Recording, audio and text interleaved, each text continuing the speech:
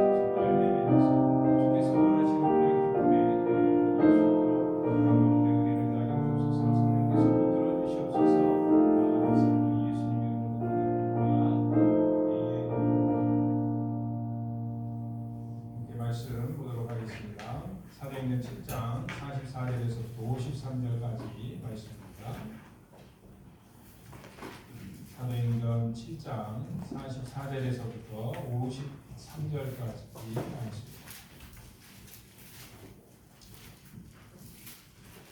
함께 교독하도록 하겠습니다. 광야에서 우리 조상들에게 증거의 장막이 있었으니 이것은 모세에게 말씀하신 이가 명하사 그가 본 그 양식대로 만들게 하신 것이라.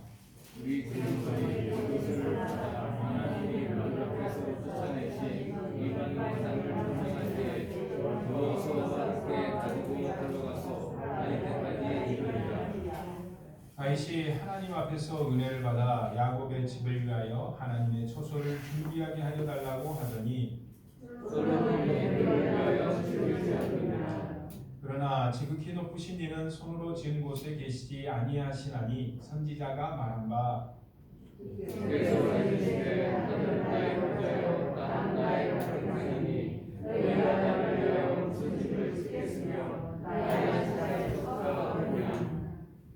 이 모든 것이 다 내 손으로 지은 것이 아니냐 함과 같으니라.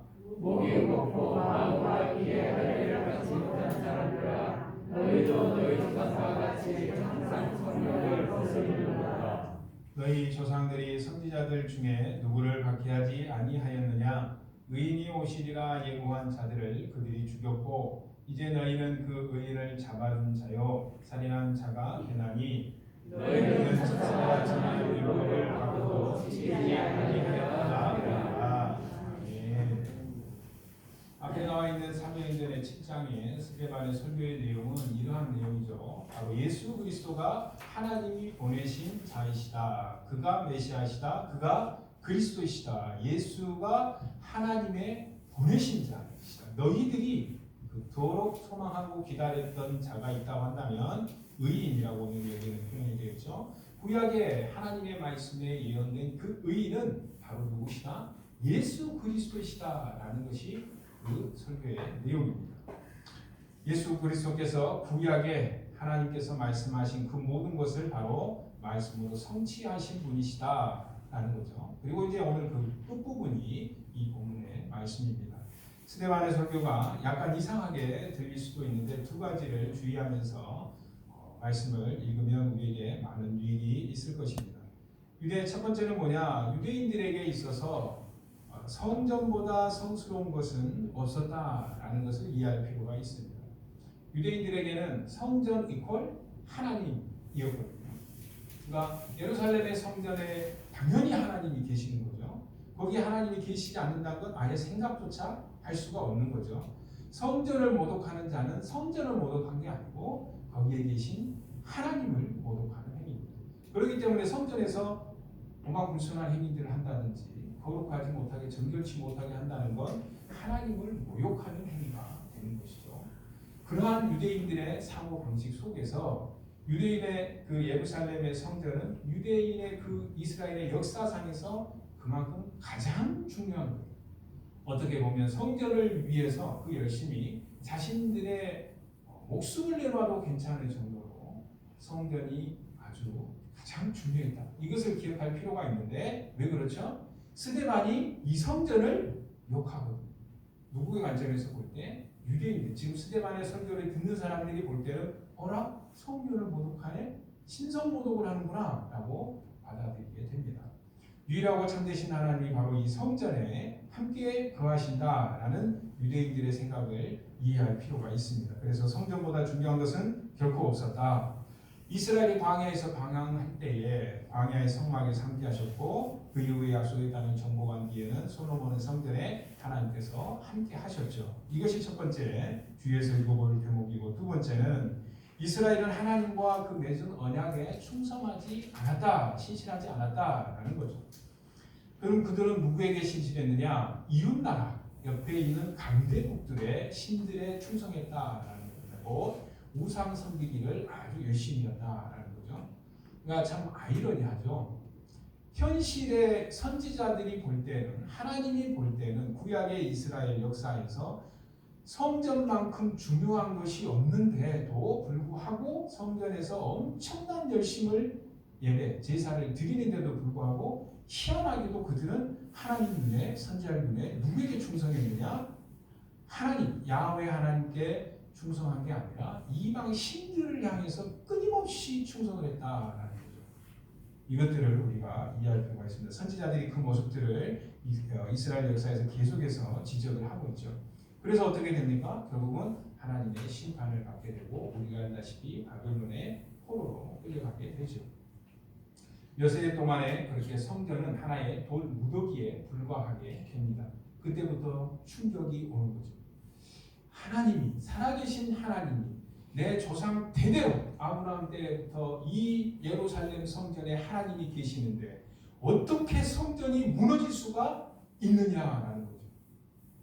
불가능한 일이죠. 불가능한 일. 있을 수가 없는 일이 이스라엘 입장에서는, 유대인들 입장에서는 벌어졌거든요.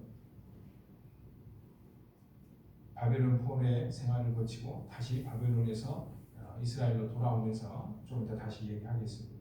성전 건축은 바로 다시 회복을 하게 되는데 성전 건축을 하면서 하나님께서 함께 하신다라는 그 의미가 이제는 조금 달라지게 되죠. 바벨론 포로 생활을 거치게 되면서 어쨌든 그러함에도 불구하고 그 성전에 하나님께서 함께 하신다. 영적인 부흥과 함께 일들이 일어나게 됩니다. 그래서 예루살렘 그 성전의 존재는 바로 하나님께서 언젠가는 우리가 이 예루살렘의 바벨론 포로에 의해서 느헤미야, 에스라 지금 보고 있죠. 그에 의해서 이 성벽을 해서 함께 회복을 시키긴 했지만 하나님께서 솔로몬 시대의 다윗 시대의 그 영광처럼 바로 하나님께서 이 시간 다시 오셔서 에스겔의 환상처럼 놀라운 은혜의 역사가 펼쳐지게 될 것이다 라는 것을 이스라엘들은 기다리고 있었다라는 거죠. 그렇게 해서 이스라엘이 다른 나라들의 그러한 통합으로부터 해방되는 영원한 자유를 얻는 놀라운 시대가 다시 올 것이다 라고 기다리고 있었는데 그 하나의 표징이 뭐였냐? 바로 성전이었다라는 겁니다.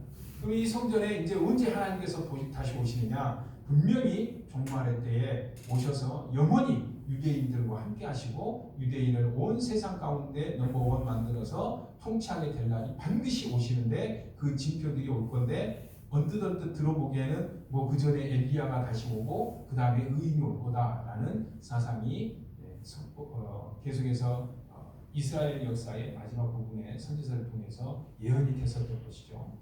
그래서 그러한 사람들을 메시아로 우리가 알고 있는데 메시아를 기다리고 있었습니다. 스데반은 하나님의 그 궁극적인 목적이 예수 그리스도의 도래를 통해서 바로 하나님이 보내신 자 메시아가 성전으로 이 땅 가운데 임했다라고 말을 하는 거죠.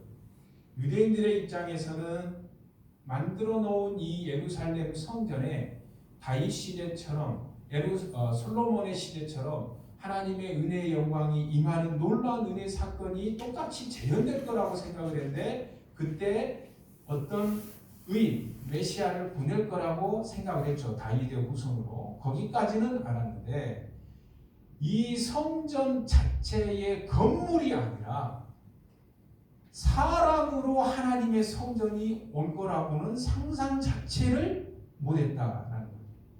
스데반은 지금 이거를 설교하고 있는 겁니다. 의인이 오셨는데 잘 들어봐봐. 너희들이 만약에 성전 이 건물 예루살렘 성전에 하나님이 계셨다고 한다면 그리고 그것이 표징이 아니라 실제적인 것이었다고 한다면 구약에 솔로몬이 성전을 지을 때도 하나님께서 말씀하시고 솔로몬의 기도에도 나타나죠. 어찌 천상천하 유아독존 홀로 계시는 만물의 주이신 하나님이 이 조그만 예루살렘의 성전에 있을 수 있겠습니까? 그건 불가능한 것이죠. 그렇지만 우리를 불쌍히 여기셔서 여기에 임재하신다면 하나의 표징적인 사건을 말하는 거죠. 그러하신다면 하나님의 백성으로 우리가 선택받은 백성으로 하나님의 복을 함께 누리는 줄 믿겠습니다 라는 내용이죠. 곧 이것은 하나의 건물, 임재하는 건물이지 솔로몬의 기도에서 또 두 번째는 이스라엘 역사에서 하나님께서 여기에 건물에 계셨다고 한다면 망했을까요? 안 망했을까요? 절대 망할 리가 없죠. 불가능하죠. 그런데 바벨론 포로에 끌려가면서 예루살렘 성전이 멸망하고 바다 파괴됨으로써 무슨 생각을 하게 하시는 거예요? 하나님의 임재라는 건, 하나님의 성전이란 건 이 건물이다 아니다? 아니다라는 걸 가르쳐 주시는 거예요. 그런데도 유대인들은 다시 돌아와서 성전을 재건하면서 무엇을 그 성전을 세워야 되느냐라는 것에 대해서 더 고민하고 천착해서 건물을 짓자가 아니라 하나님의 임재하심을 어떻게 우리가 소망해야 되는가로 발전을 했어야 되는데 거기까지 가지를 못했다라는 거죠. 그래서 우리의 성경의 기독교 성경의 끝부분은 구약이 말라기로 끝나지만 유대인의 성경은 역대상하로 끝나요. 역대상하의 역사에서 끝에서 결국은 무엇을 기다리느냐? 솔로몬의 성전이 다시 회복되기를 그날을 소망하는 겁니다. 그래서 그거를 정치적으로 이용했던 사람이 우리가 잘 알고 있는 헤롯 대왕이죠. 그래서 성전 복원 사업을 어마어마하게 일으키는 겁니다. 그런 흐름 속에서 이 사람들은 성령으로 하나님의 영으로 하나님이 보내신 자 메시아를 통해서 우리의 살과 육으로 이루어진 하나님이 이 땅 가운데 실제로 임하는 과거처럼 예루살렘 성전 벽돌로 이루어진 곳에 하나님이 임재하는 것이 아니라 바벨론 포로를 제발 깨달았다고 한다면 하나님의 임재는 성령으로 예수 그리스도를 통해서 일어난다는 것을 깨달았어야 되는데 못 깨달으니까 예수님께서 오셔가지고 깨닫게 해주시죠. 그런데 그를 못 받아들이는 거죠. 못 받아들이고 결국 예수 그리스도를 향하여서 너가 어떻게 하나님의 성전이냐, 너가 어떻게 하나님의, 너 분명히 사람인데, 너 누군지 아는데 하나님이 보내신 자냐, 믿지를 못하는 거죠. 그걸 지금 스데반이 설교를 하고 있는 겁니다. 그렇게 예수 그리스도께서 오셔서 예수 그리스도의 오심으로 그러면 예수 그리스도 이후에는 하나님이 어떻게 임재하십니까? 물론 성령으로 임재하시는데 우리의 가시적인 것으로 바로 이러한 교회라는 것으로 임재하신다라는 거죠. 여기에는 구약의 똑같은 것이 적용이 됩니다. 어떤 점이요? 바벨론 포로를 통해서 이스라엘 백성들이 깨달았던 것. 건물이 아니라 하나님의 영이 있는 곳, 예수 그리스도가 계신 곳이 교회구나. 그곳이 하나님이시구나. 임재하는 것이구나. 이것을 신약 시대의 교회도 똑같이 깨닫게 되는 겁니다. 근데 희한하게도 저도 신앙생활하면서 많은 권사님들이나 장로님들이 기도하시는 거 들어보면 주일에 성전에 모이게 하여 주셔서 감사합니다. 거기에 사용하는 그 성전이 도대체 무슨 의미인지는 잘 모르겠으나 아마도 잘못 알고 계시는 것 같아요. 성전이라는 것은 몇 번 여러 목사님들이 설교를 하시지만 사람들의 예수 그리스도를 믿는 공동체를 말하는 거지, 저희가 지금 어느 분의 수요 기도회를 하는데 우리 이 건물에 모이지 않고 다른 장로님의 댁에서 피치 못할 사정으로 모였으면 거기가 교회가 되는 겁니다. 교회라는 용어는 이 건물을 가리키는 게 아니라는 거예요. 그거는 아직도 예수님 오기 전 사고방식이다라는 겁니다. 그러니까 동부 제1교회, 우리는 옛날에 당으로 많이 쓰죠. 정확한 용어는 건물을 칭하는 건물.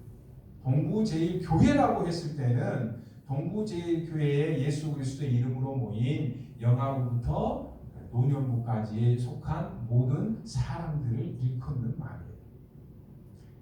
그런 것들을 좀 구분해서 써야겠죠. 스데반이 말하고 있는 것은 하나님의 그 궁극적인 목적은 바로 뭐냐? 건물이 아니고 예수 그리스도를 통해서 하나님의 임재가 과거의 성전에, 예루살렘 성전에 임했던 것처럼 예수 그리스도를 통해서 지금 우리들 가운데 임마누엘 하신다라는 것을 설교를 하고 있는 겁니다. 그것이 바로 교회로 이어지고 있고 그 증거가 뭐냐? 구약의 역사를 들어서 증거를 계속해서 하고 있는 것이죠. 하나님은 한 번도 어떤 장소나 건물에 제한된 적이 없다라는 것을 확실하게 아셔야 됩니다. 그래서 예수 그리스도가 있는 곳이 바로 교회다. 예수 그리스도를 모신 공동체가 바로 교회다라는 것을 잘 알고서 바르게 신앙 고백을 해야겠죠. 또 하나님의 역사 속에서 모세나 선지자들로부터 그리스도에 이르기까지 하나님의 사자들의 그 끊임없는 박해 패턴들을 너희도 잘 알고 있지. 참된 선지자들은 계속해서 쉽게 말해서 하나님을 거부하는 자들에 의해서 잘못 알고 있는 자들에 의해서 계속해서 핍박을 받죠. 그게 구약의 역사이기도 합니다. 이런 것은 유대인뿐만이 아니라 온 인류를 위한 복음이 바로 예수 그리스도의 그 목적인데, 다시 말하면 유대인만이 유일한 하나님의 백성이냐? 그렇지 않다라는 겁니다. 이방인들도, 유대인은 하나님 나라의 한 일부분이고 하나님께서 유대인들을 통하여서 먼저 선택하시고 역사하신 이유는 유대인 니네만 먹고 잘 살고 하나님의 백성으로 택해가지고 니네만 잘 먹고 잘 사는 게 아니고 제사장 나라라는 개념이 있죠. 만국 백성 중에서 너희를 보고서 이방인들이 누구에게로 오게로? 하나님께로 오게로 하기 위함인데, 정작 누가 와야 돼요? 이방인들이, 열방들이 다 몰려오게 하기 위해서 너희들을 선택한 건데, 이방 유대인들은 스스로 생각하기를 하나님은 우리만 선택하셨어라고 착각하면서 신앙생활을 계속하는 거죠. 유대인들은 하나님의 나라를 위한 그 원대한 하나님의 꿈의 하나의 도구였었다라는 이야기입니다. 그래서 복음을 이제는 예수 그리스도가 오심으로 온 세상에 있는 모든 사람들에게, 비유대권에 있는 사람들에게까지 넘어서서 복음이 전파되어야 한다라는 거죠. 유대인들에 보면은 완전 사입이죠. 이런 생각들은 사입이에요. 이단.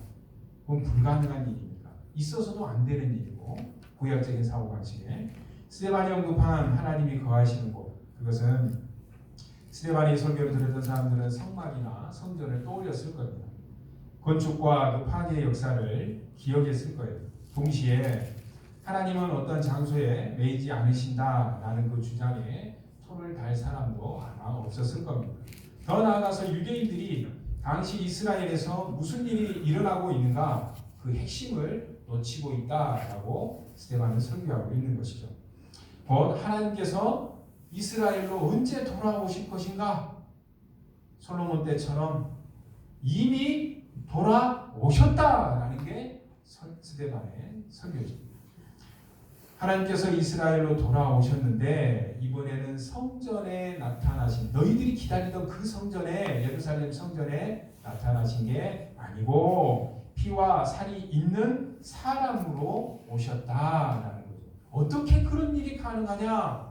이미 구약의 말씀에 예언되었고 하나님께서는 그러한 일이 가능하시다라는 거죠.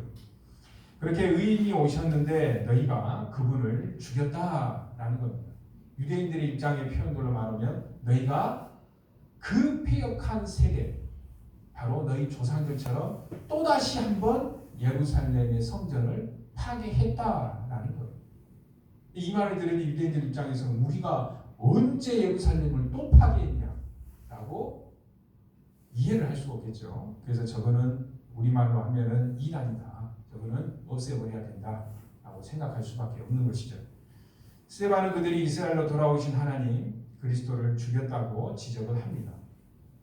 이스라엘 역사에서 하나님의 선지자들을 죽이고 그 불충했었던 바로 조상들, 불순종했던 자, 피역한 자들과 너희들이 똑같다라고 말하고 있는 것이죠.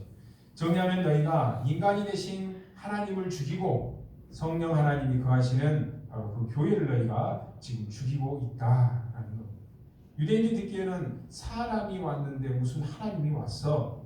너 완전 신성모독이네 라고 이해할 수밖에 없었고, 그렇기 때문에 스데반은 이단이고 저 죽여야 된다라고 들고 일어나는 거죠. 완전한 신성모독이기 때문에. 우리는 스데반의 설교는 어떤 입장에서 듣고 이해를 하는가요? 유대인의 입장에서 듣습니까? 아니면 스데반의 입장에서 듣습니까? 우리는 우리 스스로를 착한 편에 속한다라고 자주 착각을 하면서 성경을 읽기가 쉽습니다. 또 그렇게 우리 스스로를 위로하기도 하죠. 그러나 적어도 스데반의 이 설교를 7장에 들을 때는 분노하는 사내들인 그 의원들이 바로 내 모습은 아닌가라고 이렇게 돌이켜봐야 된다, 되짚어봐야 된다라는 겁니다.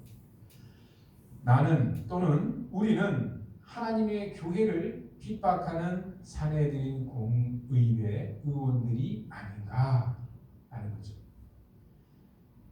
하나님의 교회를 핍박하고 있지 않은가? 하나님의 교회를 방해하고 있지는 않은가? 하나님의 교회를 어지럽히고 있지는 않은가? 하나님의 교회를 더럽히고 있지는 않은가? 누가? 내가 또는 우리 교회가 하나님의 전체 교회. 얼마 전에 이런 소리를 제가 들었는데요.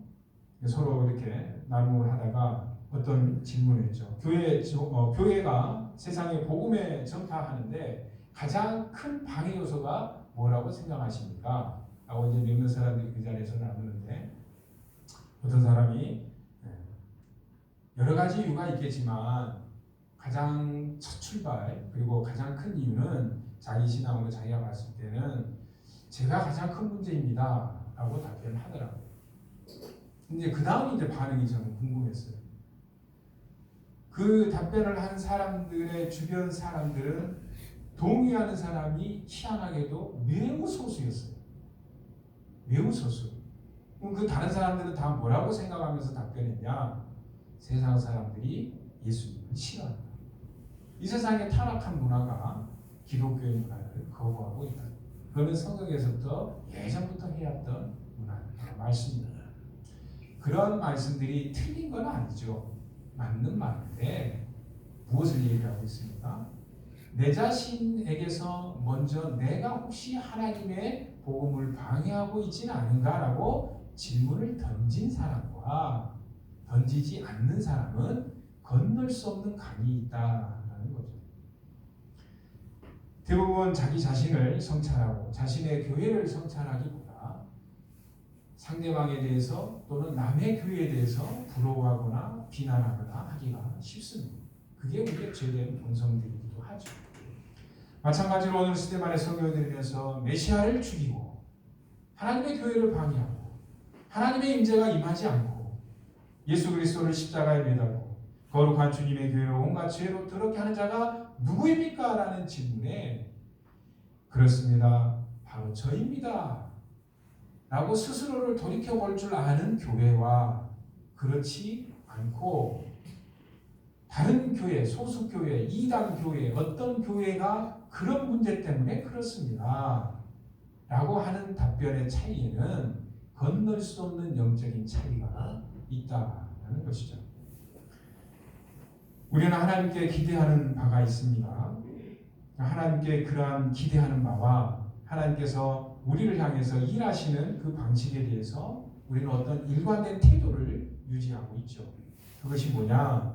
우리가 하나님께 기대하는 바가 있는데 그리고 어떻게 일하실 것을 간구하고 예상하는 바가 있는데 그것에 전혀 예상치 못한 방식대로 또는 반대되는 방식대로 하나님께서 내게 응답하시고 일을 하시면 우리는 기뻐합니까? 싫어합니까?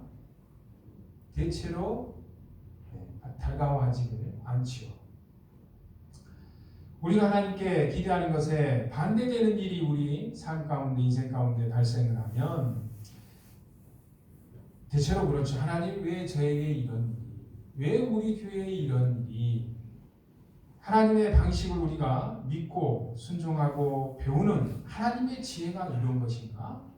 라고 열린 마음으로 그렇다면 내가 무엇이 잘못되었는가? 우리 교회가 무엇이 잘못되었는가라고 생각하는 교회가 있고 저것 때문에 라고 밖을 향해서 원인들을 찾는 교회가 있는데 거기에는 건널 수 없는 강의 차이가 있다라는 거죠.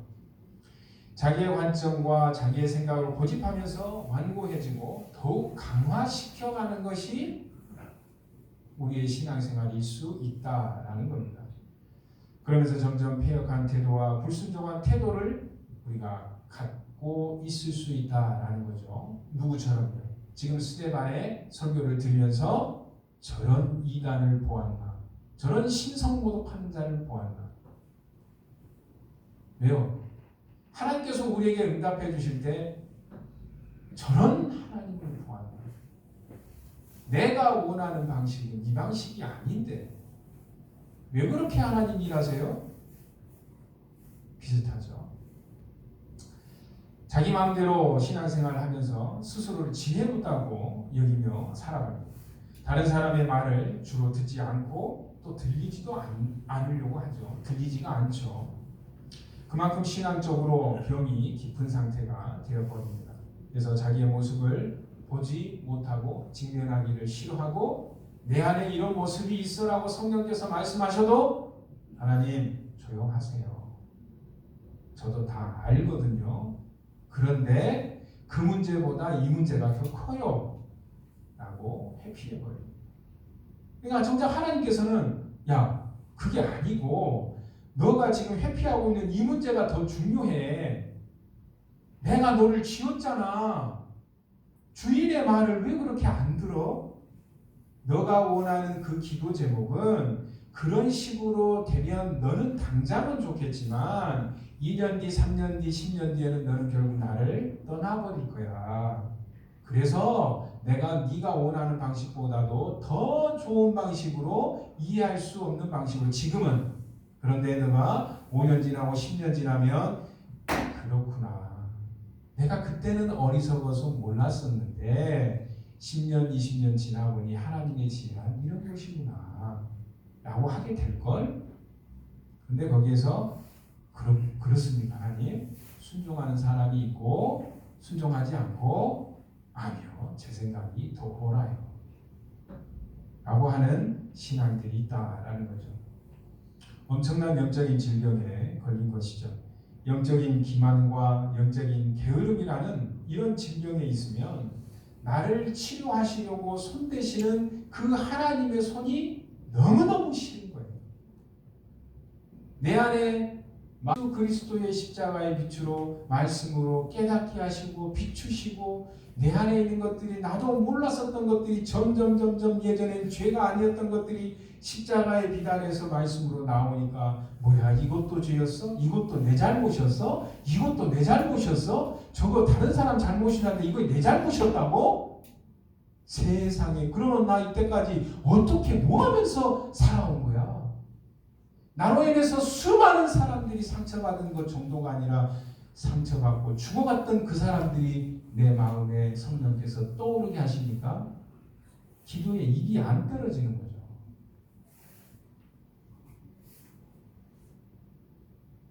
그게 정상적인 신앙생활인데 하나님께서 말씀으로 내 마음 가운데 너 이거 잘못됐어. 고쳐야 돼. 말 안 들으니까 옆 사람 보내줘. 옆 사람 보내서 이게 더 낫지 않을까? 저게 더 낫지 않을까? 이렇게도 한번 생각해 봐야 되지 않을까? 다른 사람 입장에서 생각해 보면 이런 거 아니겠어?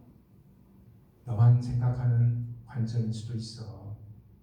라고 수많은 조언을 하면 어떤 마음이죠? 나를 치료하시려는 그 하나님의 손길이 너무나 짜증이 나는 거죠. 너무나 싫어. 너무 불편해요. 내가 바뀌는 것보다 사랑과 자비의 하나님이 저를 위해서 하나님의 생각을 좀 바꾸시면 안 됩니까? 저는 이렇게 생겨 먹었는데 제가 어떻게 바꿔요? 저 안 된다는 거 아시잖아요, 하나님. 저를 저보다 더 잘 아시니까 하나님이 좀 바꾸세요. 스데반의 설교를 듣는 유대인들이 지금 그런 태도다라는 거죠. 주님께서 우리에게 말씀하시길 어이 동부제교회 내가 너네 교회 주인이야. 그건 내 교회거든? 라고 말씀하시면 어떤 반응은 에이 그냥 제가 해왔던 대로 우리가 지금 기독교 신앙의 역사가 교회 역사가 지금 몇십 년인데 지금 우리 해왔던 대로 하게 가만히 놔두세요. 어차피 주님도 저의 생각에 동의하실 겁니다. 저의 행동을 주님께서도 이해하실 거예요. 주님이 말씀하신 대로 하면 뭔 일이 벌어지는 줄 아세요? 길거리에요, 사자가 돌아다녀요. 길거리에요, 호랑이가 돌아다녀요. 큰일 납니다, 예수님. 그렇게 하면 안 돼요. 잠언 26장 13절이죠. 주님, 제가 이 교회를 더 잘합니다. 제가 더 오래 있었거든요.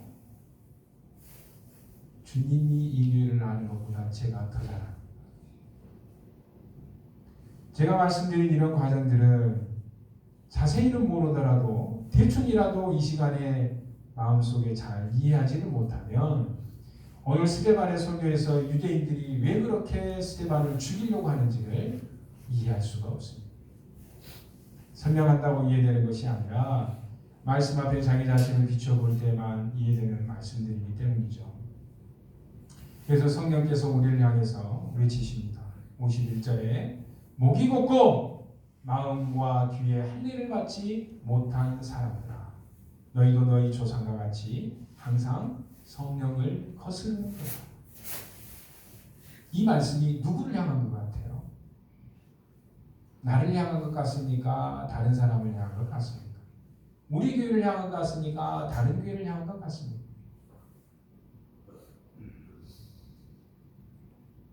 주님께서 교회를 살리시려는 그 생명의 기회를 붙잡으시기를 축원합니다. 사내들의 공예는 하나님의 말씀이, 하나님의 임재하심이 자신들의 예상과는 전혀 달랐어요. 어떻게 하나님의 임재가 사람의 모양으로 올 수 있느냐? 분명히 우리가 지어놓은 저 위대한 헤롯의 성전에 그 옛날의 영광처럼 하나님이 임재하실 거다. 그리고 메시아를 보내서 그 사람은 다윗 왕처럼 뿐만 아니라 솔로몬 시대의 그 부귀 영화처럼 우리를 묶고 있는 수많은 삶의 어려운 문제들, 로마의 압제, 경제적인 어려움, 작은 서민들의 애환들 전부 다 이사야의 말씀처럼 천국처럼 만드는 시대가 올 것이다. 그게 성경이 말하는 바다. 우리는 하나님의 말씀을 잘 믿고 있다. 아주 정확하게 잘 알고 있다. 우리가 이 믿는 바는 틀릴 수가 없다. 왜? 성경에 기록되어 있으니까. 그렇게 생각했던 사람들이 예수님을 죽였죠. 사내들의 공예는 하나님의 말씀이, 하나님의 그 도리하심이 자신들의 예상과는 너무나 달랐기 때문에 하나님이 틀렸다라고 선포를 합니다. 하나님이 그럴 리가 없고 우리의 생각이 맞다라고 하면서 완고하게 거부하죠. 이 땅에 임하시는 하나님의 나라, 천국 잔치에 결국은 참여하지 못하게 됩니다.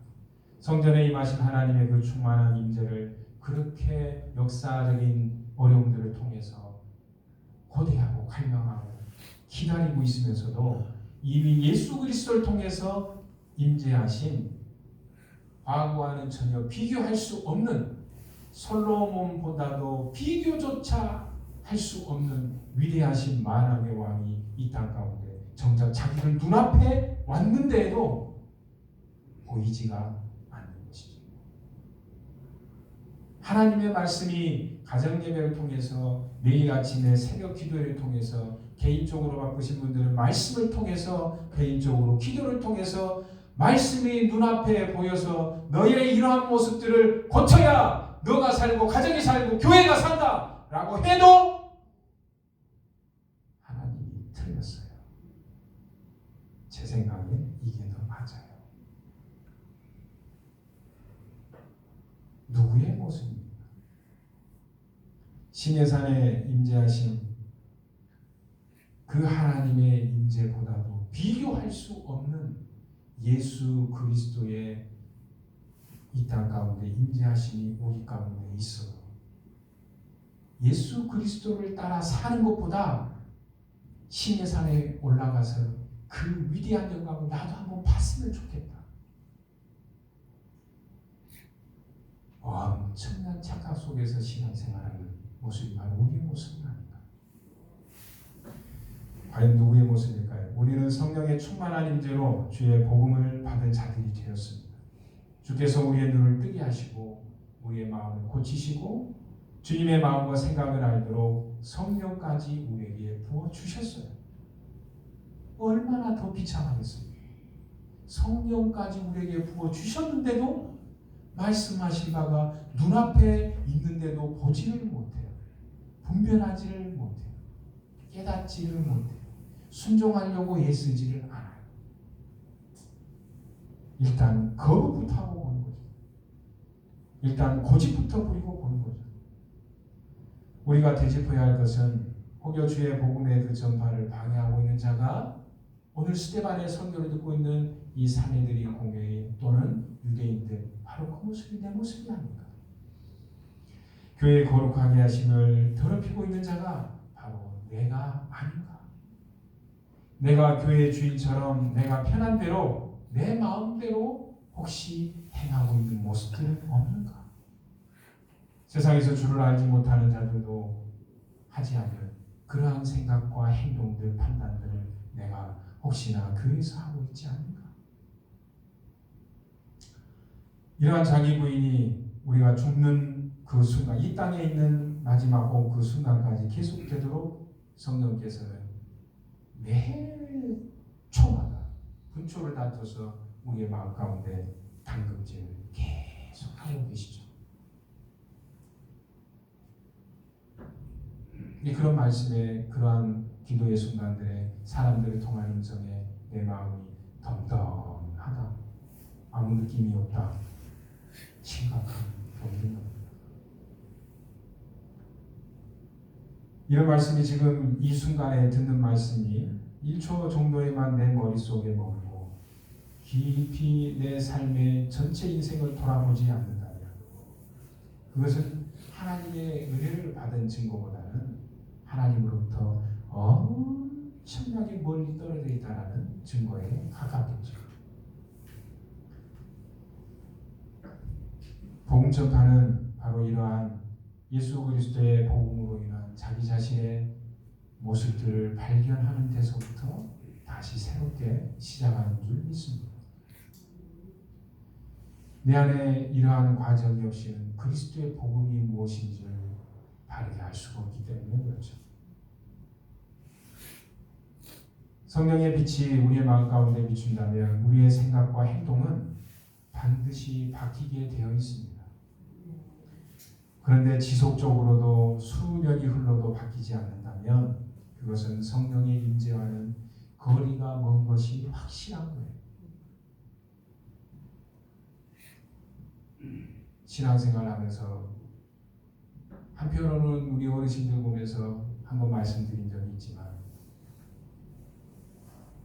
어르신들이 지금도 90세 넘으신 이전 교회 사역들을 했던 곳에서 그분들 생각하면 나는 저분들처럼 과연 저 나이 먹도록 신앙을 저렇게 순결하게 유지할 수 있을까?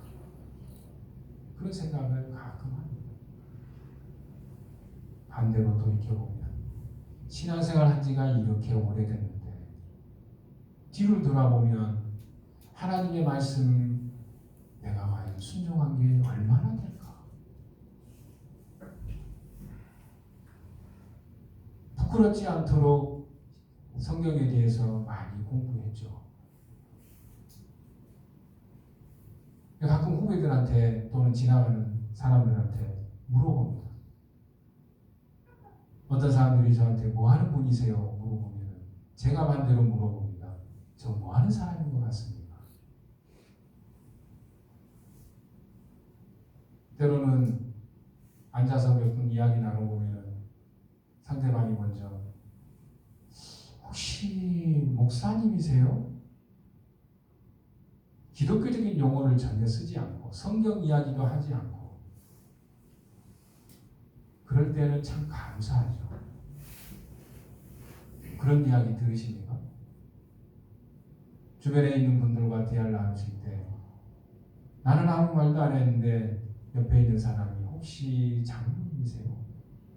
혹시 권사님이세요? 어떻습니까? 우리의 삶의 뒤에 돌아보는 향기들이 과연 어떤 향기들을 내뿜고 있는가? 예수 그리스도의 말씀을 깨닫고 예수 그리스도의 향기가 난다는 것, 성령께서 우리에게 말씀하시는 바에 힘들지만 순종한 열매들의 향기입니다. 교회적으로 생각을 해보면 교회가 수년이 흘렀는데 어떤 향기가 나고 있나요? 믿음의 이러한 과정들을 우리는 부분적으로 많이 겪어봐서 이해하시리라 믿습니다. 예수님을 믿고 영접하고 거듭난다는 것이 바로 이런 것들을 의미하기 때문에 그렇죠. 그리고 그 과정은 오늘 매 순간 시시때때로 우리가 죽는 그 순간까지 평생 계속되기 때문에 그렇습니다. 이러한 과정들이 만약에 마음속에서 일어나지 않고 삶의 열매로 보여지는 것이 없다고 한다면 우리의 영적인 믿음의 알람들이, 경고의 알람들이 지금 고장난 거죠. 영적으로 심각한 질병에 걸렸다라는 그러한 징후입니다. 오늘 스데반의 이 선교들을 통해서 교회에 말씀하시는 하나님의 말씀, 성령의 말씀에 우리가 귀를 기울이고 눈이 열리는 그러한 은혜가 우리 모두에게 있기를 축원합니다. 우리 함께 기도하겠습니다. 거룩한 성전으로 이 땅에 임하신 예수 그리스도, 거룩한 교회에 하나님의 영께서 충만히 임재하도록 우리 이 시간 함께 간구합시다. 사내들의 공회처럼 성령의 말씀을 들으려고 하지 않는 모습이 혹시 내 모습은 아닌가? 우리 가정의 모습은 아닌가? 우리 교회의 모습은 아닌가? 하나님 다시 한번 비춰주소서. 하나님은 계속 말씀하시는데 나는 거부하고 있지는 않습니다. 성령님 우리를 깨닫게 하여 주옵소서. 비춰주시옵소서. 성령께서 밝혀주셔서 등경 위에 있는 빛처럼 우리를 비춰주시옵소서. 우리 함께 통성으로 함께 기도하겠습니다. 하나님 감사합니다. 예수 그리스도의 십자가의 그 손을 다시 한번 우리의 가슴에 생각하고 하나님 앞에 나아갑니다. 거룩한 교회, 거룩한 주이신 거룩한 성령께서 이 시간 충만히 우리 가운데 임재하시기를 소망합니다. 우리의 생각을 비춰주시고 마음을 비춰주시고 고쳐주시고 오직 예수 그리스도가 다시 한번 우리의 마음의 중심이라는 것을 생각해 하여 주옵소서. 주님 우리의 생각과 마음이 어떠한 선택과 결정에 일을 하려고 할 때에 다시 한번 하나님의 교회를 위한 것이 무엇인가를 내가 그렇게 해왔던 것이 어떠한 것인가를 주님의 눈으로 볼 수 있도록 하나님의 마음을 부어주시옵소서. 사내들의 공예의 이 모습들이 우리의 모습은 아닌가 다시 한번 생각해 봅니다. 주님 우리의 마음속에 드는 여러 가지 잘못된 생각들, 마음들, 고집들, 벗어버리지 못한 우리의 옛사람의 썩은 모습들, 세상을 향한 세속적인 생각, 하나님의 일들을 하나님의 일대로 처리하지 않고 내 생각대로 처리하려고 했었던 수많은 일, 하나님 다시 한번 거듭나게 하여 주옵소서. 우리의 회개의 모습들을 열매맺게 하여 주시옵소서. 우리가 생각과 마음으로만이 아니라 우리의 진지한 성령의 은혜로 성령께서 우리를 수술하시며 고치시며 다시 한번 회개의 마음으로 불러 쫓아가시는 주 예수 그리스도 앞에 나아가 엎드리는 시간들을 되게 하여 주옵소서. 가장 시급한 것이 바로 우리에게는 성령의 충만함, 성령의 말씀이 우리의 심령들을 불태우는 시간이 되게 하여 주옵소서. 우리의 세속적인 생각들을 불태워서 하나님의 거룩한 마음을 갖는 시간들이 되게 하여 주옵소서. 주님을 닮아가는 우리의 교회가 되기를 소망합니다. 예수 그리스도의 모습이 우리 가운데 충만케 되는 그런 교회가 되기를 소망합니다. 하나님께서 교회를 개척하시며 교회를 인도하시며 교회를 향하여서 이루시고자 하셨던 바로 그러한 교회가 되기를 소망합니다. 하나님 우리의 교회를 통하여서 하나님의 이름이 영광스럽게 되는 것이 도대체 무엇인지를 다시 한번 생각해 보게 하여 주옵소서. 자질 우려한 것들에 목숨을 걸고 자질 우려한 것들에 하나님의 영광이 아닌 것들에 우리의 거짓들을 쓰고 정작 우리가 해야 될 것들을 하지 정작 예수 그리스도의 복음을 향해서 전진하며 목숨을 버려야 할 것들에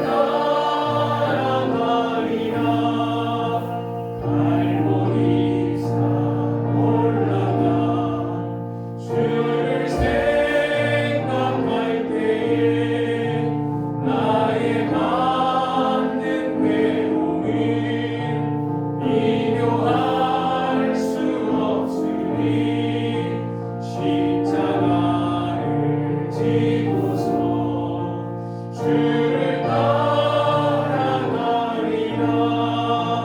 무덤에서 구하라. 주를 생각할 때에 말라리 나 주도 두려울 것 없으리. 순정가를 부르며 주를 따라가리라. 우리 시간 한 번 더 기도하겠습니다.